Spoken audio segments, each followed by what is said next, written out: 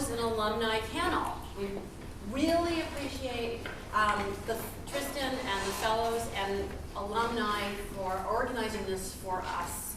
With no further ado, I'll let so the camera can try and see. Professor Chen, I, Professor Wan, and Saeed and Lou all also really want to express our gratitude for this opportunity. Great. Yeah, so this, the first part, we're just going to kind of each talk very, very briefly about what our capstone was, and also if we have any particular lessons we learned or advice we wanted to give about our process to you. And then the second half would just be like an open discussion, that type of thing.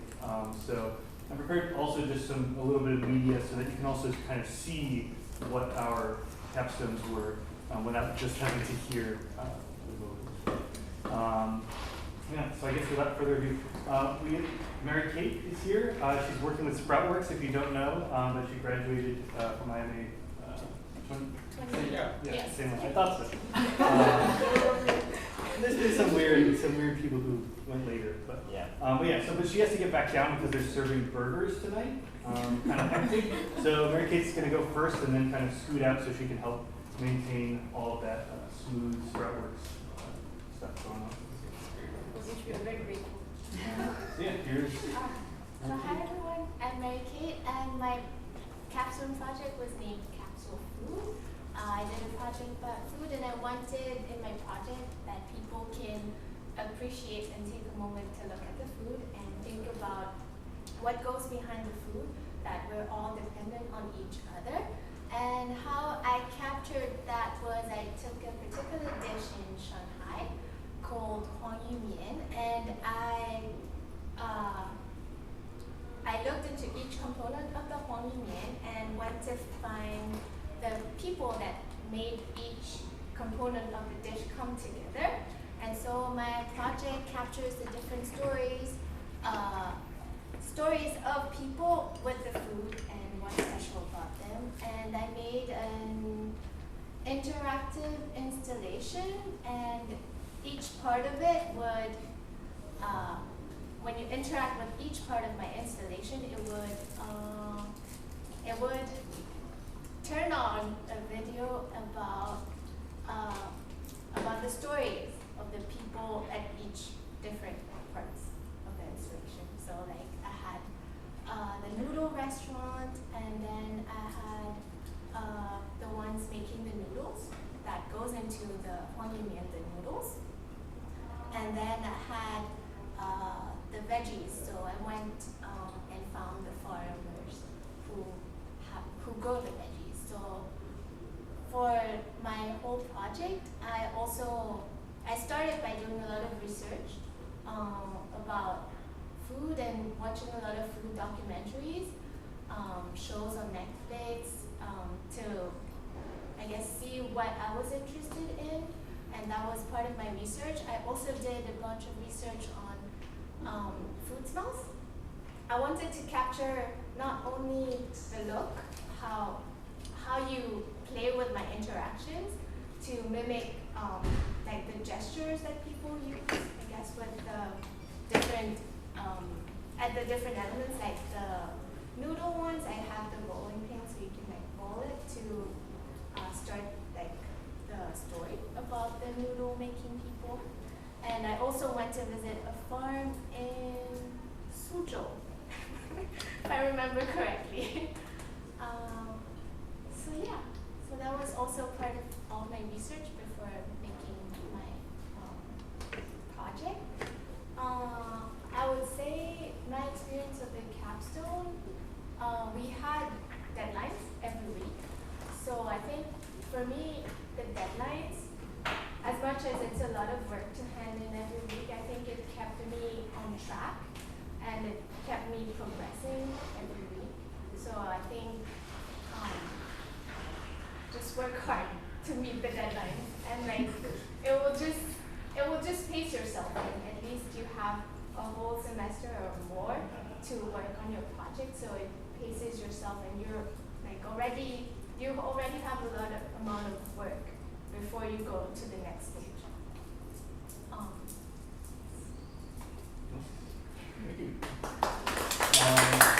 Since Mary Kate has to leave, maybe we can take, if anyone has a really burning question they have specifically for Mary Kate about this project, we could take that. Nobody? Oh. I want to know more about the smells. What do you do with the smells? So I was collecting different oils and trying to, so I actually had a diffuser in my first part of my project, and once you turned on the knob, it would,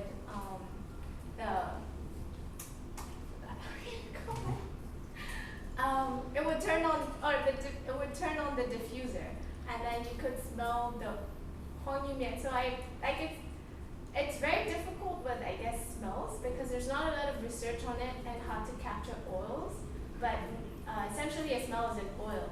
So I was trying to capture some oil. I went to the Huang restaurant and I took some of their oil and I was trying to experiment if I put it in water and like mix it together and have a diffuser diffuse it. Does it diffuse like the smell of like the fish? And it does, but it doesn't stay too long, especially for fish. But I think any of the oil. Yeah. Okay. Well, we have to keep it. If you have any more questions, though, you can always find Mary If Kate. you want our cafeteria, in our cafe, sorry. And if you want to resume burgers, then you don't know. So yeah, thanks again, Mary Kate. If you have questions, feel free to reach out. I'm always here. Yes. Yeah. Thank you. Thank you. So now I think we'll just try and get through the rest, since most of the rest of us can stay. I'm just trying to get through them all, and then if you think of questions, just kind of, you can write them down for when we do the panel part, I think. Paranoia about the audio recording. Yeah, be nice and loud. Yeah. So, yeah, the next one, I'll just go next. My project, I titled it Cadmus, A Mission to Europa. Essentially, it was all about kind of a fictional mission to Europa, which is one of the moons of Jupiter. I guess I'll speak really quickly. The reason I called it Cadmus is because once I decided to do Europa as the destination, I looked up a little bit of the meaning behind the name of that moon, and it comes from the story when Zeus kind of came and took away this Greek woman named Europa. It's often called the rape of Europa, and he kind of stole her away and stuff. So Cadmus was her son, who went off to go and look for her and try and get her back from Zeus. So I thought this was kind of fitting, like it's us going out to try and find Europa and find out what's there. Little inspiration from mythology and how they normally name planets and stuff. The project itself, I'll show you what it looked like in the final form. It was this kind of immersive kind of installation where the user is supposed to put on this spacesuit and helmet and stuff, and then go into a room that I had kind of designed to be like a kind of a simulated environment. There wasn't a lot that went into it, but essentially to be this simulated environment of Europa, and they had to fix a probe that had been sent earlier, and like interface with it, change some knobs to kind of get it working the right way. But the problem is on Europa, there's radiation. There's a lot of radiation on the surface of Europa, so that I used as kind of like a time limit. So the longer they were in there, they had this, I don't know about this artifact, but this kind of wrist device, which is what they used to connect with the probe that had been sent. And it also had a counter on it, which was counting up how much radiation they got. So the idea was to kind of go there, get the lights to blink in a certain pattern. That was kind of the mission, without taking too much radiation. At a certain point, they were first to decide that they had taken too much radiation and leave. And I kind of told them about how much astronauts normally get, how much they would get if they were standing on the surface of Europa. So when it's successful, then this green light comes on. So to tell them that they succeeded. So the actual hardware is very simple. The idea was to create the overall experience, go through all the parts of like what would it be like to be a future kind of space mechanic, I guess, going out and fixing these broken probes. So I wish I could have done a lot more to make the experience even more immersive, but I felt like this part of donning the clothes and stuff was probably the most successful part of it. It really got you into that feeling, and especially having a helmet there that you kind of limits your field of vision and all of this kind of thing. I will say that originally I was going to actually build a robot with a LiDAR that would go and explore environments. So my initial idea for my capstone was completely different from this. But as I was doing more research, the topics that kept interesting me were about the human explorers. So then I was trying to figure out how to get those two concepts together of automated and digital space exploration, which is how it's normally done now, because it's cheaper and safer and all of these things. But with this kind of drive that's almost innate in humans to try and go and explore new places, and reading about Amelia Earhart, Marco Polo, things like that. So this was the way I thought to kind of put those two together, by having a human who's still out going and exploring, but maybe they're not the first explorer. Maybe they're just going up to kind of fix the initial round, which was initially the probes and stuff like that. So yeah, I think that's all I have to say about that project. But yeah, I don't know if we should do a similar thing if anyone has one super burning question, and if not, we'll just. Why do you give up on the robot exploration? I wouldn't say I gave up. It's that I changed my focus, because all of my research that I was doing, all the readings I was doing, the ones that I was most interested in had to do with human explorers. So it didn't make sense to me to keep reading about and looking into human exploration and human space exploration if I'm building a machine that's going to do that exploration. I mean, you could turn that into some kind of thing, but it didn't make sense for the way that I wanted to do the project. So it was more of an intentional shift in the direction that I went. But because of that, I kind of did that about halfway through almost. So it left me with much less time to implement the kind of complete experience that I would have liked to have done if I come to that conclusion earlier. Okay, thanks. I think we can just go in this order if that's cool with everybody. So next would be Conrad. So, my capstone project. Speak loud for the microphones. Oh, okay. So my project was called I Live in Public, about Gen Z, data valence, and digital activity. As the name probably suggests, it was a project about surveillance, trackers, data collection, processing, data inference, and all that within the context of us being a generation of people who were almost born on the internet, who grew up with this technology, have been used to it, and have used it for really extended periods of time. So the name itself, I Live in Public, came from a project that was an experiment from, I think, 19 years ago. It was called We Live in Public. And it was basically a new media artist who rented out a very large space in downtown Manhattan and asked a few hundred participants to move into that space and live in completely transparent cubicles and try to form a commune with full transparency, and the entire experience was broadcasted on the internet. And I'm not going to give you a spoiler alert on whether it or not it ended well, but I wanted to take that and think about it in terms of what the data and surveillance situation we were having in 2019. Back in pre-dot-com bubble times, there was this idea about the internet being like the digital version of a global village, which is going to be fully available, fully democratic, is going to democratize the world. What we're having right now is, this was a really bad year in data and in tech in general, especially in terms of Facebook and all the really, really concerning information that we're getting more and more of. And the increasing awareness of how our data is being used to profile us and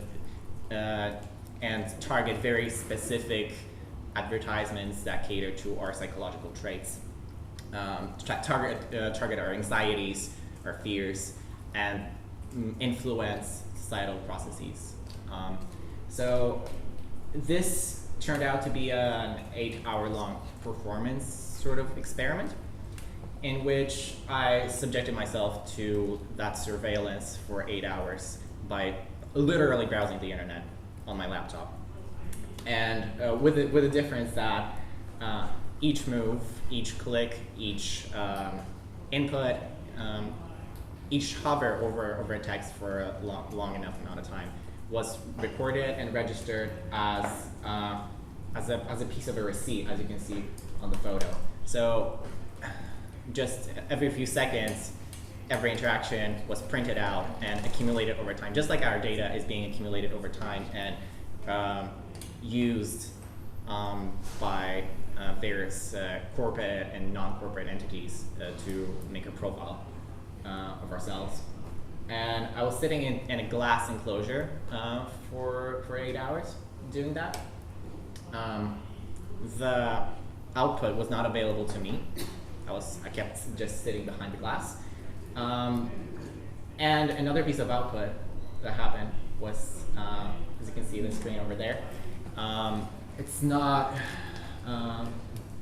very visible what's written in there, but basically what happened is that I sent the data about my interactions to an external API called IBM Watson that created a personality prediction, a personality model based on that data with very specific traits like inclined to increase self-expression, introverted, extroverted, assertive, non-assertive, open to change or not, and this gave percentile results around that. So this way I kind of wanted to capture how by being on the internet for so long and by accumulating those interactions where each and every single one of them can be potentially a data point for future inferences, we kind of slowly deprive ourselves of our right to future tense.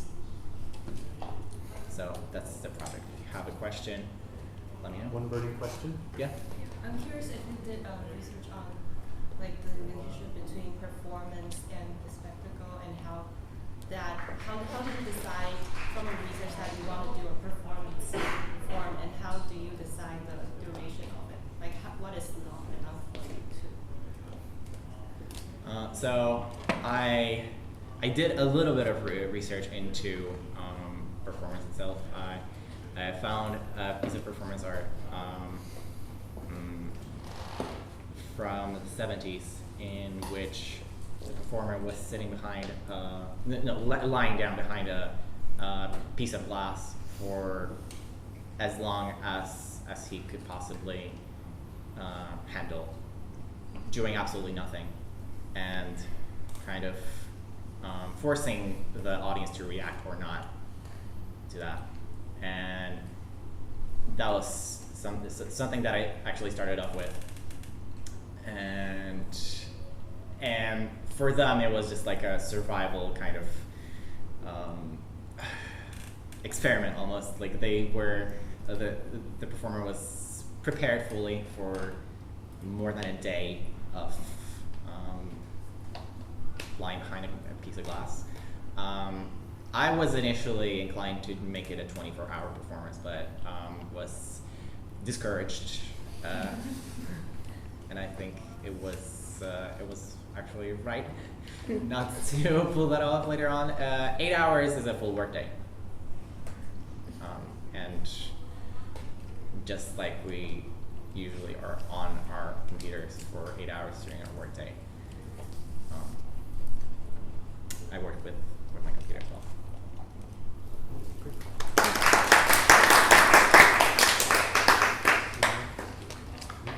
Okay. So before I started to actually work on my capstone, I looked at sort of like the IMA curriculum, and I looked at the classes I took, and I wanted to do something that I didn't really have a chance to explore enough, and I thought it was to make a conceptual, like sort of like art piece. So my project was about deconstruction. It was about how we look at human in virtual space. Like I wanted to sort of like find a definition, like how do we consider it? Like what would we consider human in a virtual space, or would we give a different name to it? Yes, so I started out by pre-recording motion with the OptiTrack motion tracking system, which is by the way available for everyone. It's just moved. Then I went into Maya and created a 3D model, put in the motion that I recorded, and then created sort of like this deconstructed animation, which I later put together basically in Unity, a game engine, because I wanted this experience to be accessible, and what is more accessible than the web? So I tried to get this project on the web using a game engine. What I would recommend to do for everyone is to research and like actually know the softwares you're gonna use before, like don't just be like, oh, it looks really cool, let's just do that. You have to be 100% sure, familiar what you're gonna work with, because learning, I had only like 2 months to actually pull this project off, and it was almost impossible because game engines are not designed to make sort of like web art pieces. It's like you can tweak it, but they are not designed for that. So like using also tools that are not, that you are trying to use not as they were purposed, it's also very challenging that I didn't see. Yes, I think that's it. Okay. Any one burning question? How do you define virtuality? Oh my god. I think it depends on the context, because like virtuality it's a big term and everyone defines it considering the topic they are talking about. I was just, by virtuality I meant everything that's like a virtual space, so like on the computer. Like it can be either 3D space, it can be on the internet, but mostly like on the computer. So like human, or like an alternate reality created by a computer. All right, thank you.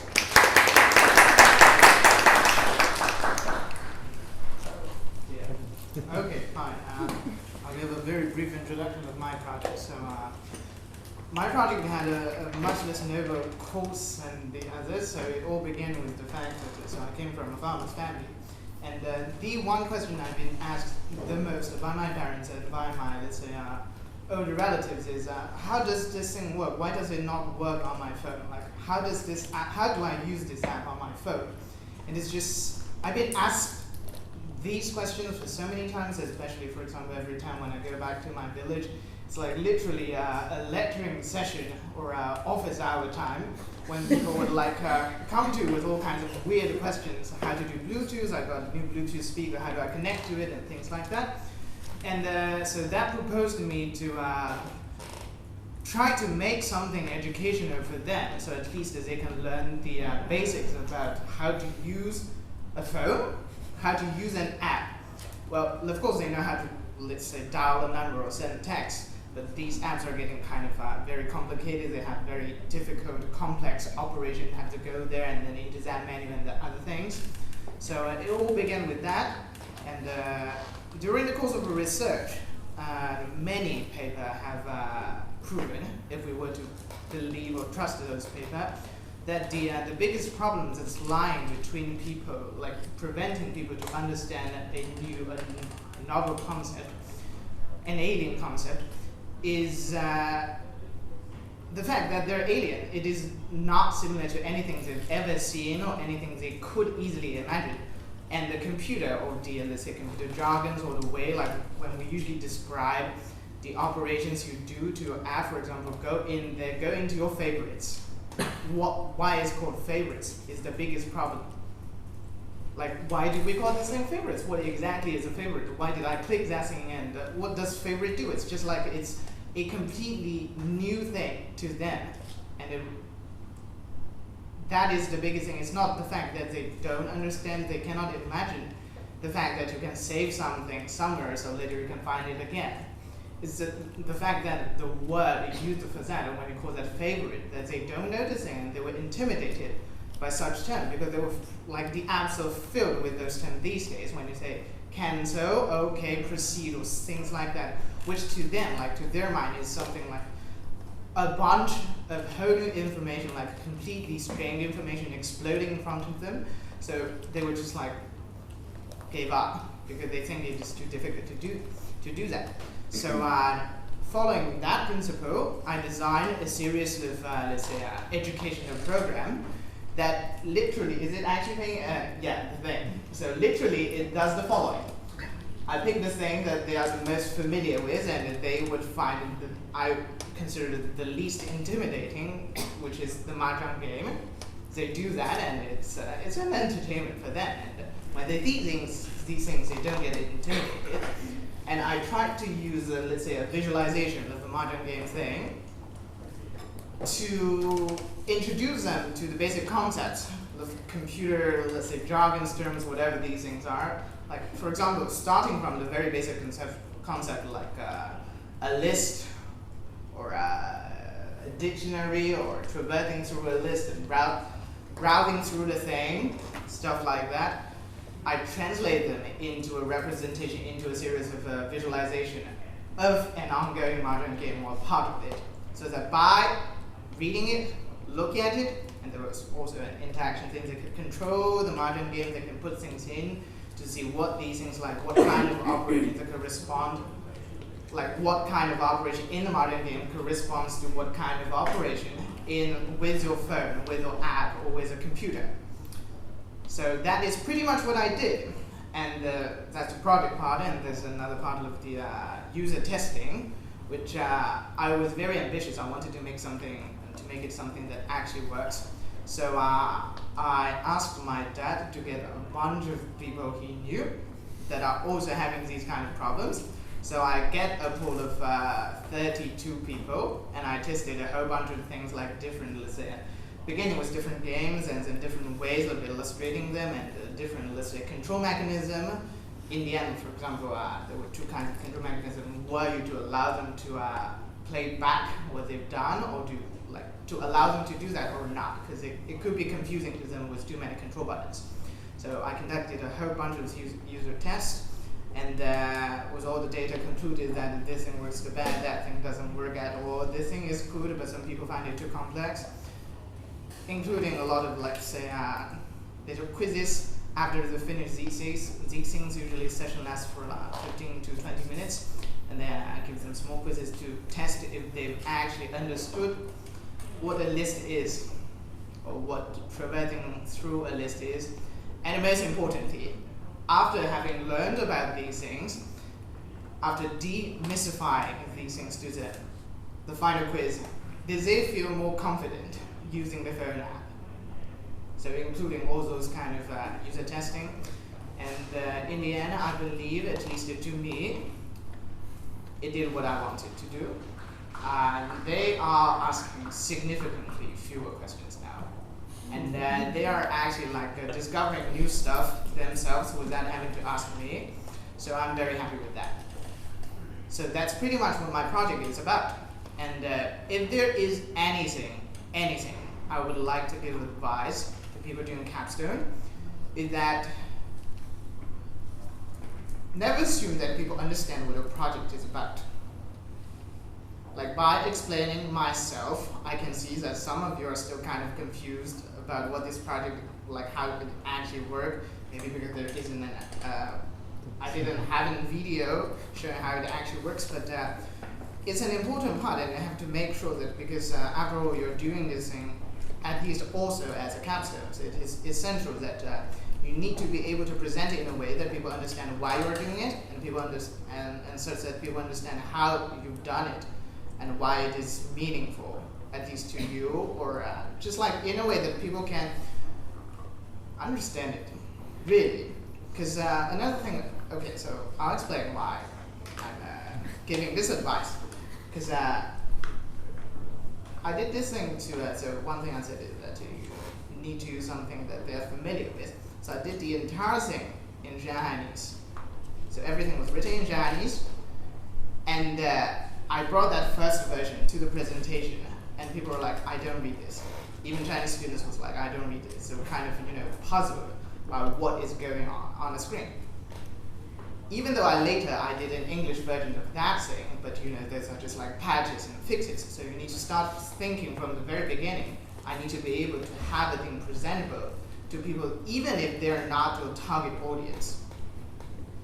Because otherwise you can't convince people that this is you can't make people believe that this is a good project if they don't even understand what the project is. So that would be my advice. Any burning question? So are you actually like teaching people how to use apps or how to like program? My ultimate goal is to familiarize them with the using of apps. But the mean is that, so I cannot make a visualization of apps. Like there are infinite terms being created. They can call this thing favorites, and next day they could call them, I've seen one app calling them bookshelves, which does literally the same thing, but they're calling them bookshelves. So my goal, you can say that my goal was slightly altered halfway after I determined that I cannot do, let's say, a visualization of the apps themselves. I decided to do a visualization of the computer terms, or let's say foundations of computers. You have variables, you have buttons that you can press and would trigger a lot of operation things that's going to happen. There's a list of stuff. There are tabs at the bottom of these things. So I decided to, let's say, visualize these things so that through demystifying them, I can, let's say, build up. So first, I can lay the foundation for them, and the second, I can demystify the thing to make them believe that you see these things, even though they're different from those things, but these things are the same. You didn't understand these things, you were intimidated, but now you understand them, so you can do the same. Okay, thank you.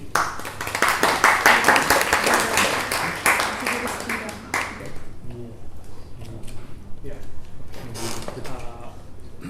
Well, I did a more history and education-based project where I tried to make history a more interactive and fun experience to learn, because at least from my personal experience in high school, I always thought it was a very boring subject. So the whole purpose of this project was to make it more interesting. And I think in the beginning I was thinking super big. I was like, okay, let's do a history of the world kind of project where I would pick out certain events from certain places and then put it on a map, make it interactive, and get people to learn from it. But that was just too big, given the timeline. We only had 2 months to make something. So then I thought, which place do I know the most about? And even if I do more research, what will be the fastest for me? And because I'm from Pakistan, I thought that the easiest way to do this is to go with the history of the Indian subcontinent. So I did a lot of reading of history books again, going back to confirm facts from both perspectives actually, from India's perspective, Pakistan's perspective, Bangladesh's perspective, because they all used to be one country before. And even today, everyone's perspective is different. So I didn't want to offend anybody and tried to make all of the important events very simple and easy for somebody who's not from there to learn from. So this experience was meant to be experienced in like maybe 5 minutes approximately. And for people who are first-time learners of history of the Indian subcontinent. So I used Mapbox API to create the maps and all the interactions, plus JavaScript to manipulate it and add all the animations in there. There's also audio that I guess when you are in the experience, you have earphones on, so it's sort of like a voiceover. And whatever you see on the screen, it reads to you, because people hate reading is another thing I learned during the process. So my project changed a lot as it went along. In the beginning, I just wanted to do something that's interactive and maybe like a timeline. But in the end, it turned out to be sort of like an interactive storytelling sort of project.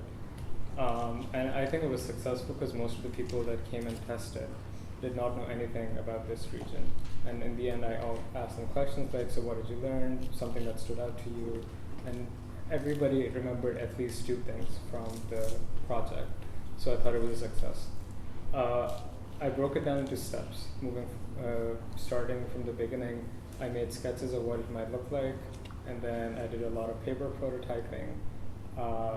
And then I tested it with my friends who are studying, maybe freshman students, sophomores, seniors, took their advice, made a lot of prototypes, 3 of them, did user testing at every stage because I personally wanted to make sure that the experience I make actually helps people. And I guess even now I would love to continue working on this project and expand it to the whole world and make it collaborative, but I don't really have the time for that right now, considering I'm working a full-time job. But yeah, that was my project. Any burning question? You don't have to have one. All right, thank you.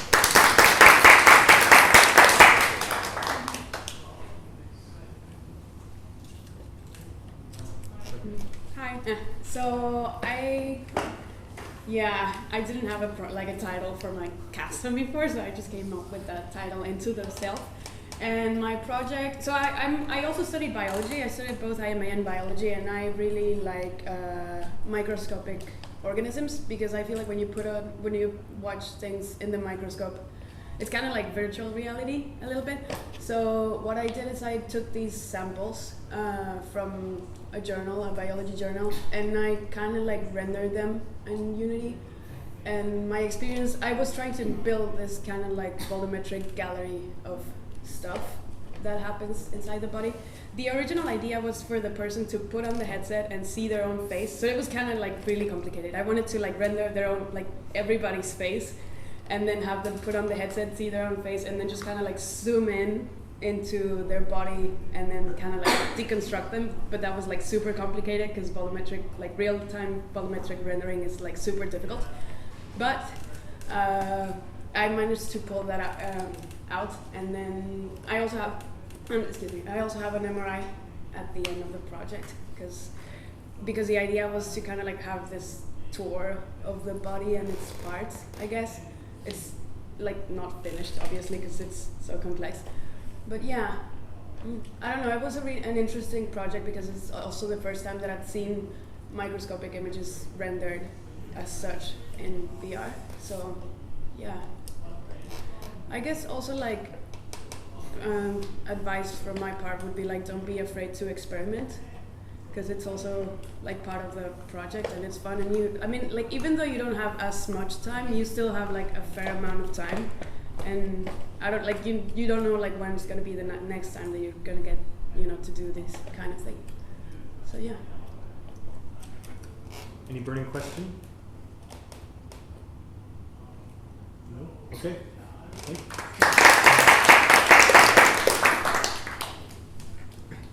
Okay, I have a burning question. Okay. What are they? So you took them from a journal, but what are they captures of? So for example, like those are 4 cells that I don't remember like exactly cells of what. Those are 2 dividing cells, and you can see the chromosomes. Like that's the red thing is the chromosomes.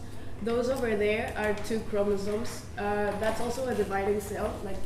Like these 2 are actually dividing cells, and these blue things are chromosomes in the middle. And these are, those are chromosomes. This is kind of like muscle tissue, like that thing over there, the red thing. This, yeah. Oh, sorry. Yeah, that I think it's either muscle or cartilage. Yeah.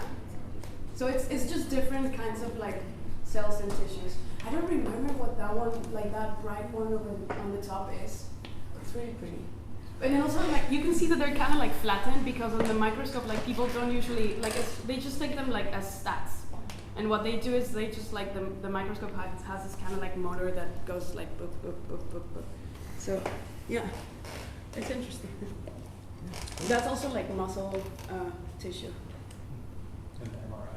Yeah, and the MRI. That like actually in the experience, like you could stand on it and then just play with it with the controller like that. Yeah.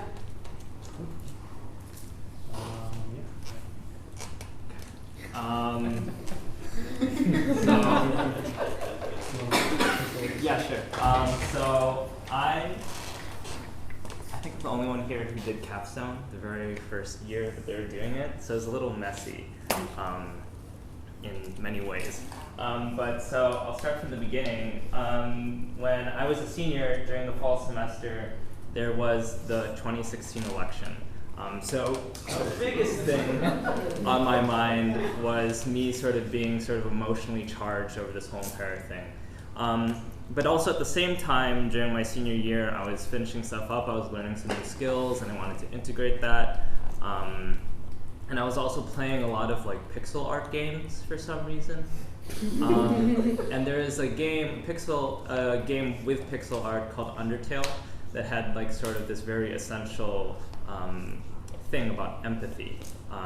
So it was sort of like all these things mixing in my head, like pixel art, empathy, the election, voter suppression, and everything, and I sort of wanted to create a game. And what I came up with my senior year was like in my head, in my dorm in New York, because I was studying away there at the time, I was like, wow, what if I made like physical voting terminals that basically when you use them, it was like you were voting in like this future where electronic voting was like there, and it was all networked together, and they're like teens, but then I was also doing a social commentary, and I had this huge idea, and then I realized, okay, that's too big, so I modularized it, right? So I could think of like, okay, a physical electronic voting booth, stuff like networking, something else, right? Networking I scrapped because it's too hard.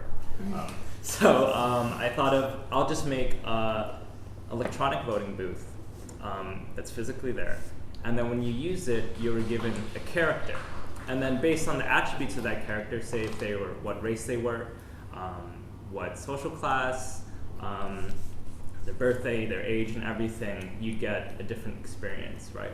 Because during the 2016 election, people from a lower socioeconomic class didn't have as easy access to voting as people from, like, say, a rich or middle class background, right? So what I did was I also integrated this pixel art thing, and then I had like this weird dystopian narrative that was kind of cheesy, but I leaned into it, kind of thing. So you're given this like random character, right? I like random character generators, they're fun. And then you were given this interface, right? And then you could vote on these different topics. And I picked some things that lean towards like nationalism, like patriotism, right? Or some controversial topics like abortion, right? And then had some things like, thank you for voting, remember, and I made all these assets myself, and I picked the font, and I picked all these sounds and made all the sounds and just made this like, really just made this voting machine that was very satisfying to use. But then you would get like errors, right, out of nowhere. Like say, you'd be like, and I was trying to sort of evoke this feeling of like, why is it like fucking up, you know, like why is it acting this way? Like I'd make the music like a lower bit rate. I'd go into MP3 files and just edit them in a text editor and just erase chunks of them. Or maybe the sound will drop out, or maybe the animation will be choppy, right? And then I wanted the user to sort of think, oh, I'm from a lower class. This is sort of like a broken machine. Or I'm from a higher class and the music is all nice and it's perfect and smooth and everything, right? So I made like these like messages pop up and everything. But in the end, I kind of didn't like my project at all. Like I put in all this effort. I had like, I wanted to do all this stuff. I had like 1,000 lines of code in one processing sketch just to like make this thing. And then at the end, I was writing my documentation. I was like near completing my paper, and I just thought, oh man, I hate this. Like this is like not that great. Because like even though it worked, I even completed it early because I started in January in J term. It worked. The sort of thing was there, when I ultimately showed it to strangers, they were like using it, and then I'd explain it to them, and they'd be like, oh, okay, that makes sense. And I think it turns out the thing that was too big in scope ultimately was this idea of evoking empathy, right? That's a very hard thing to do. To be able to sort of make a person feel that at a very deep level, how I was imagining I could make a person feel that way, it's very, very hard, right? Even with a lot of user testing too, I think. Or even maybe the way I did it, it wasn't the sort of correct way to do it. So my advice to you is think big, and then modularize it, and see what you could do out of those different idea modules. And also, if you're trying to make an empathy game, do a lot of user testing and a lot of research, because I think in sort of that sense I failed. So yeah, that's my capstone. Any questions? Yeah. How was it presented? I had a laptop, and then I laser cut like this little thing to cover the keyboard and all this stuff so that it looked like this little like voting booth thing, right? And originally I actually also had it hooked up to an Arduino that would give you like a little receipt with like your little identity, so you had like a little take-home thing when you used it. But I decided to scrap that because it felt like a add-on gimmicky kind of thing that people didn't really take a look at too much once they got it. So that's how I presented it. And I also had another very political project that was kind of a show stealer, called it Trump Twitter Trasher. It had this big picture of Donald Trump with like receipts coming out of his mouth whenever he said something, and it would fall into the trash. And people were way more interested in that.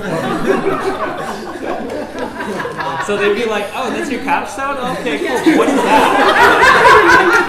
And I was like, "Okay, cool."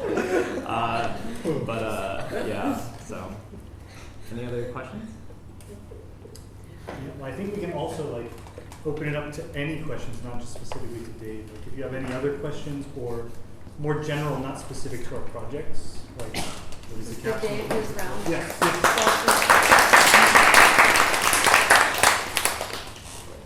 I'd also like to resonate on what Dave said. Like it's okay to not like your project in the end. Yeah. Because I feel like by the time I ended mine, it wasn't at a place where I wanted it to be. It still did great, and like people were satisfied with it, but I think I was thinking way too big for the timeline even then. And the other thing that I'd resonate is the empathy part. A lot of user testing, because in the end, if nobody's going to use your project, what's the use? So make sure to like test as much as possible with whoever you're intending for it to be used.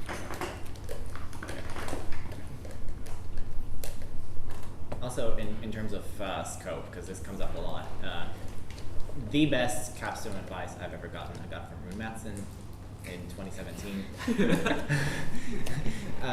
He gave us a class on capstone on a completely different course, and he said to us, pick an idea, no matter how shitty, and stick to it. Just pick an idea.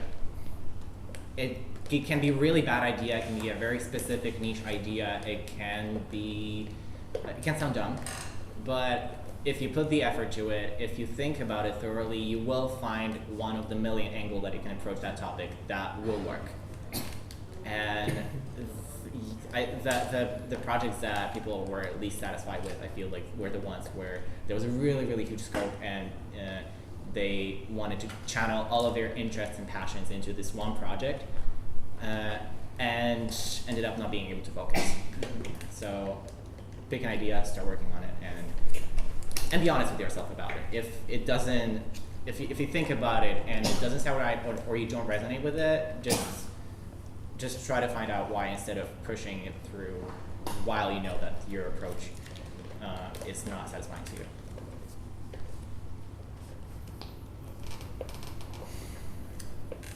Any other questions? Do you guys have budget for the program?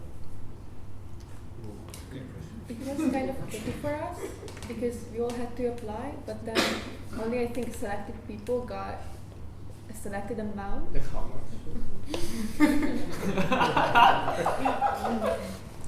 I know.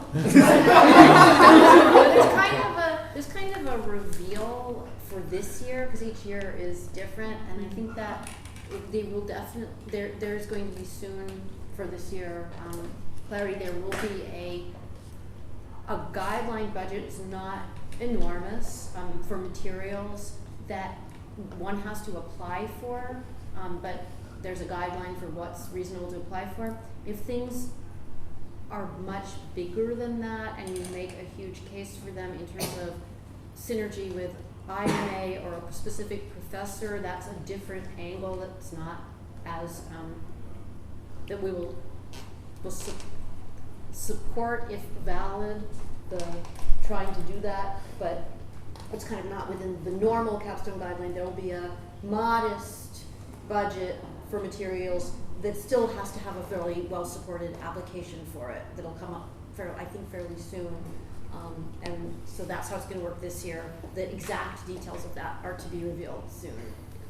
I also have to say that's extremely luxurious. Like, I've been at multiple art institutions, and most places don't give you any budget at all. You have to pay for your own project, and people put thousands and thousands of dollars into their own capstone projects, right? So you're actually in a place of luxury that there's an option that you get a little bit of. And you have to, I think it's good for you. It's great that there is that luxury possibility, and I think it's really good for everybody to be able to very strongly justify anything that they do need, even that comes within those modest guidelines, because that's key to refining, why you would be asking and what you would be asking. Although I would add, so we were advised that think of your project more as a prototype, just because you couldn't make it as polished. So like, why spend a ton of money on something that probably, like, I don't know, most students actually that cannot have a polished project on. And it was also like an interesting way because you have to think outside the box.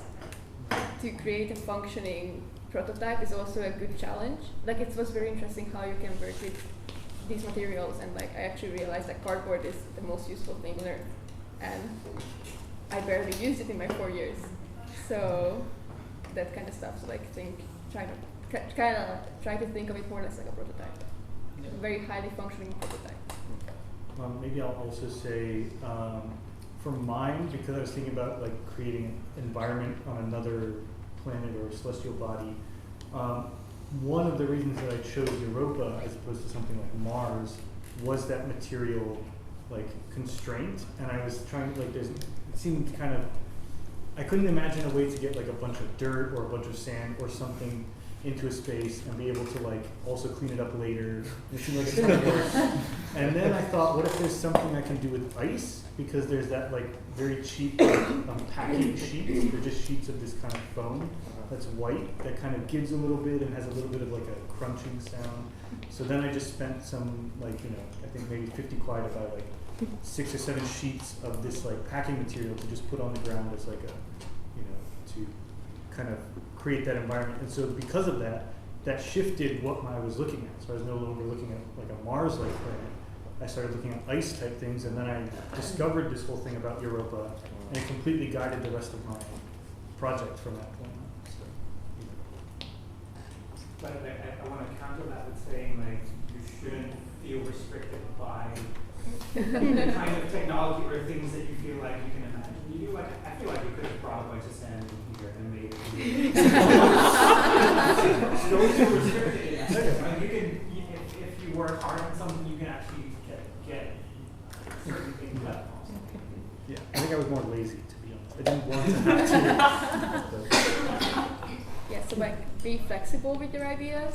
Like you can be flexible on one side, with the idea and like ideation part, but also there is the technical parts. Like maybe you research it before you start, but when you're actually in the making, sometimes you have to be like you cannot focus and like get really like spend a lot of time on one part that's like not working. So like you have to be more flexible to find other ways to make your idea alive. That's for my project, I switched between 2 different mapping libraries quite frequently. And in the end, I had to stick to one because then it's kind of the same advice that Conrad got, where it's choose an idea and stick to it. I think I also have to learn that the hard way because I think I just spent half a month going back and forth. And then in the end, when I chose one, I found ways how to go around whatever I needed to do. And the other thing, there's always people around to help you, like your fellow students, IMA fellows, they're always there to support you with everything that you're having trouble with. So try to make full use of their available resources. And set deadlines for yourself, even if you don't have deadlines for the class.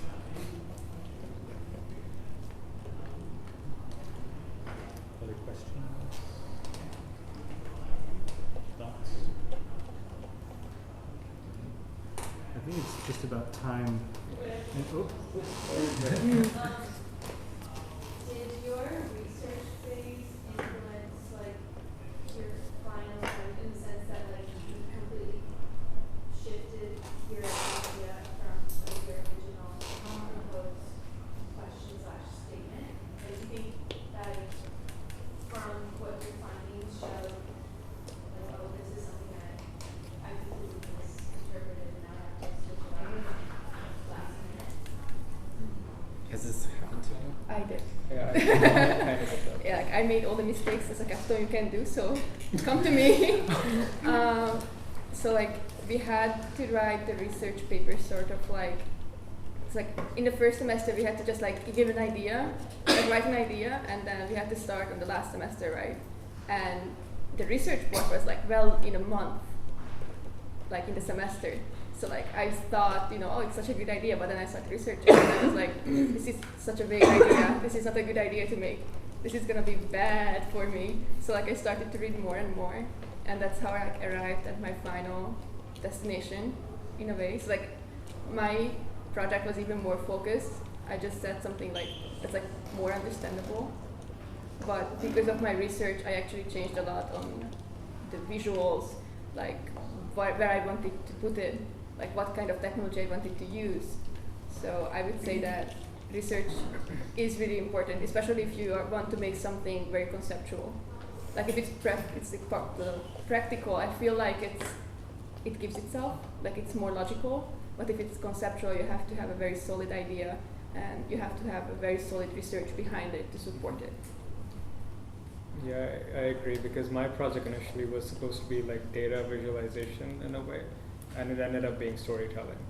So after reading a lot about the different libraries and resources available, I didn't think that was a good idea to go with, so I changed it. Yeah.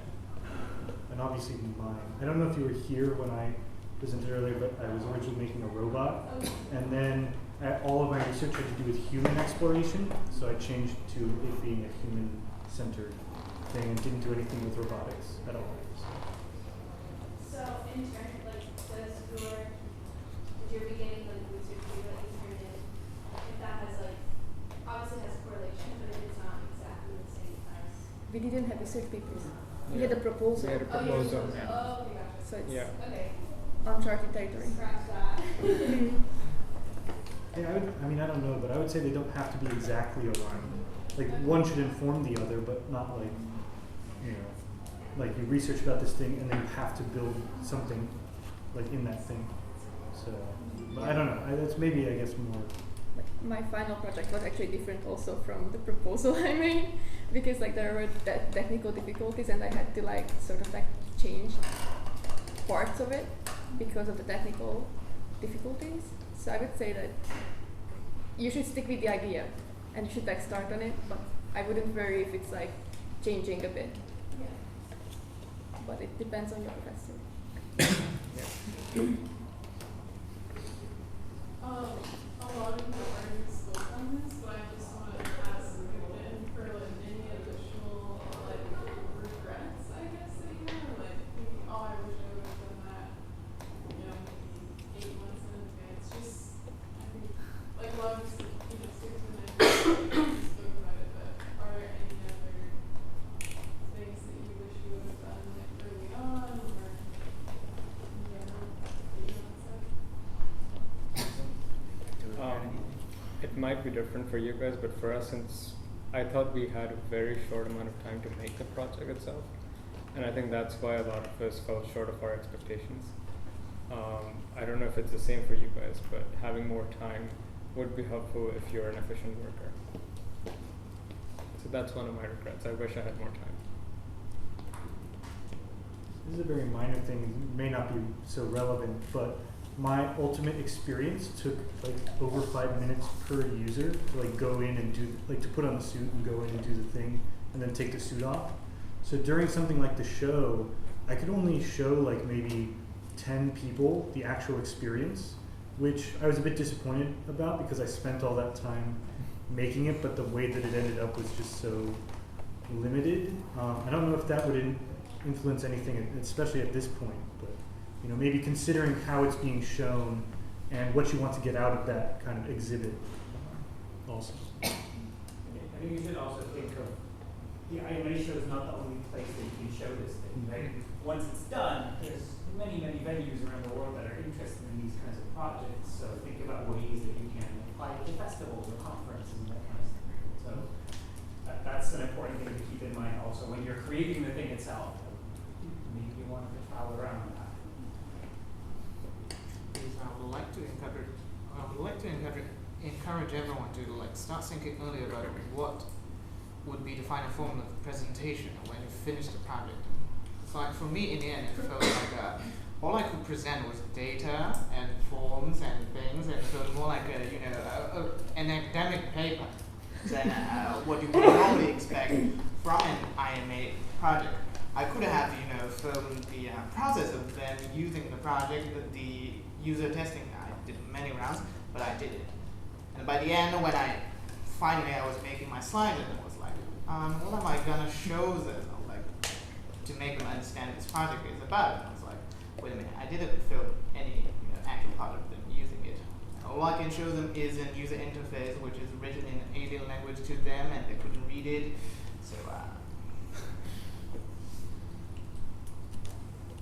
Also, one thing, if there's a project in your mind that you think might help you in your career later on, don't feel free to go for it, because the project that I made, it was multi-purpose for me. It wasn't just something that I was interested in. It was something that I thought I could present to employers once I was done with it. And in the end, it did help me get a job, so. But also, if you have a project and it definitely will not help you get a job. Yeah, exactly. Yes, it is very compelling. You should totally do it. Yeah, you never know when you're going to get the next chance. When do you know when your project is done? Like, when is the time to just look at it and be like, I'm over it? When somebody else can use it and understand what it's about. Never. Never. Your project is never complete. Yeah. Or never, yeah. I think it depends on you. Like, I'm kind of like a maximalist, and I feel like, I don't know, like, yeah, I can speak of like, with zero Conrad. We never really think it's finished. Like, I'm still working on my capstone project, and I'm still like, no, like, I'm not willing to show it to anyone yet. Yeah. So. It depends on you, how much of a perfectionist you are. If you feel it's at a point where it may not be complete according to you, but if you think it can still live in the world and exist, it's done. For me, it was like, it works, but I'm so tired of the idea.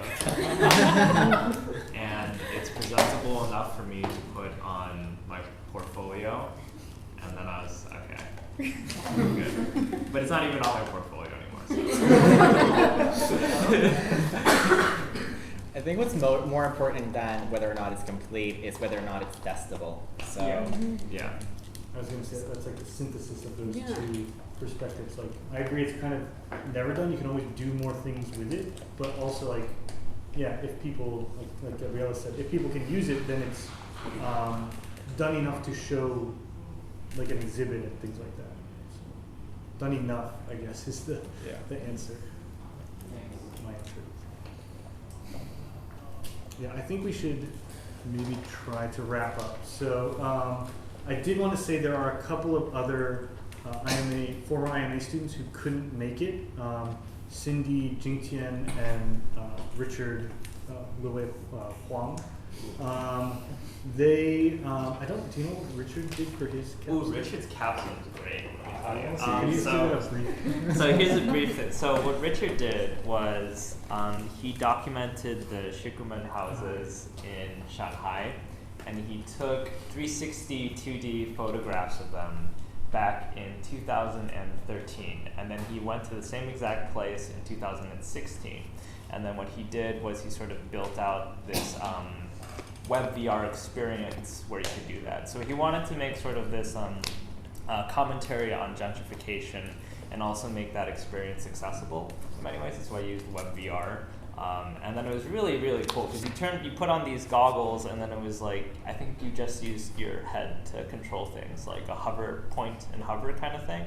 And then there's this little toggle on the top right that changed between the two photos instantly. So you could see sort of like the difference. So like 2013, it's like, there's a community there, it's wonderful, there's so many people. And then 2016, there's like concrete, you know, all over entrances of buildings, there's nobody there, and like really sad. So that's from what I remember, that was Richard's capstone. Yeah.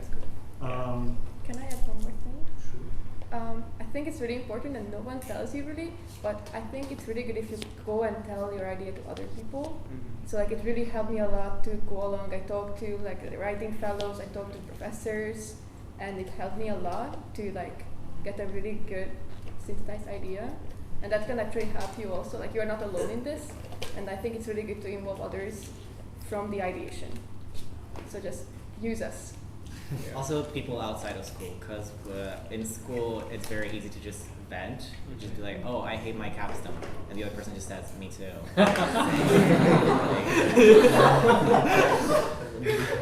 And it's over.